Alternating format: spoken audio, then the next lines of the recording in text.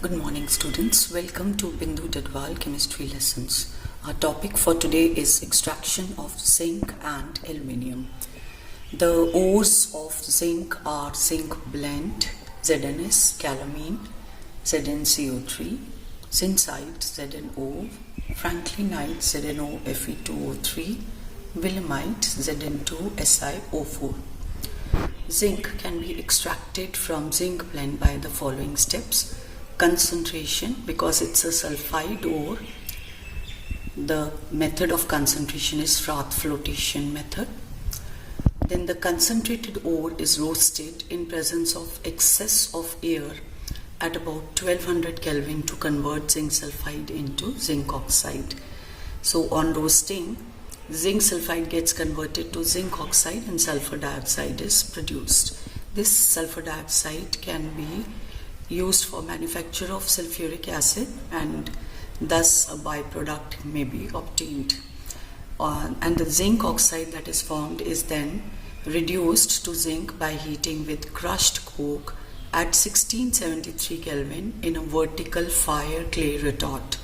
So zinc oxide plus coke at temperature of 1673 Kelvin will form zinc and carbon monoxide.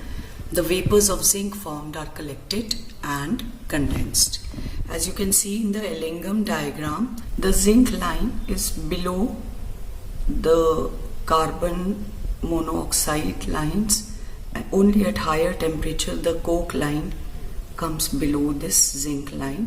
So coke is used as a reducing agent for conversion of zinc oxide to zinc at a high temperature of 1673 Kelvin.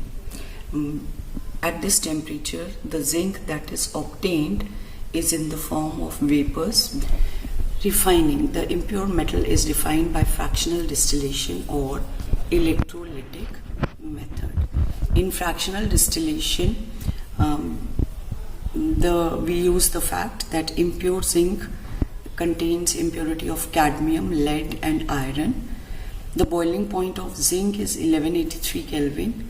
So impure metal is distilled and zinc and cadmium with low boiling points are distilled. They come over as vapors, whereas lead and iron remain behind.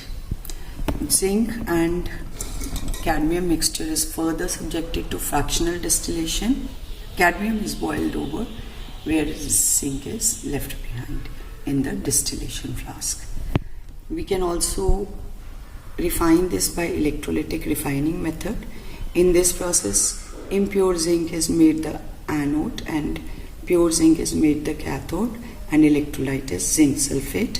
On passing current, the zinc ions from the electrolyte get deposited at the cathode, whereas the zinc from the anode will go into the solution. The zinc that is obtained can be of two forms. Zinc dust, it is prepared by melting zinc and then atomizing it with a blast of air, or granulated zinc, which is prepared by pouring molten zinc into cold water. Next extraction is extraction of aluminium. The various ores are bauxite ore, cryolite, feldspar, mica. Bauxite is Al2O3.H2O, which is used for the extraction of aluminium. Bauxite are of two types. Red bauxite has main impurities of oxides of iron and is purified by Bayer's process, whereas white bauxite contains impurities of oxides of silicon and are purified by Serpek's method. After Bayer's process, the concentrated alumina is then electrolyzed. The alumina is a bad conductor of electricity and also has a high melting point. When cryolite or fluorspar is added to it, its melting point also decreases and the electrical conductivity increases. The process of electrolysis is carried out in an iron tank having a lining of carbon which acts as the cathode. It is attached to the negative terminal of the battery. The anode consists of a number of carbon rods. These graphite rods act as the anode, and the electrolyte is a mixture of molten alumina and cryolite. The molten electrolyte is covered with a layer of powdered coke.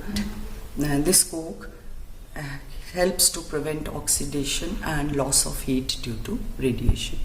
The overall reaction is alumina plus coke forms aluminium and carbon dioxide, and the process is called Hall-Héroult process. During electrolysis at cathode, aluminium ion will take up electrons to form aluminium. This aluminium is in molten form because of the heat, and it will flow down into the bottom of the tank and can be collected from this outlet.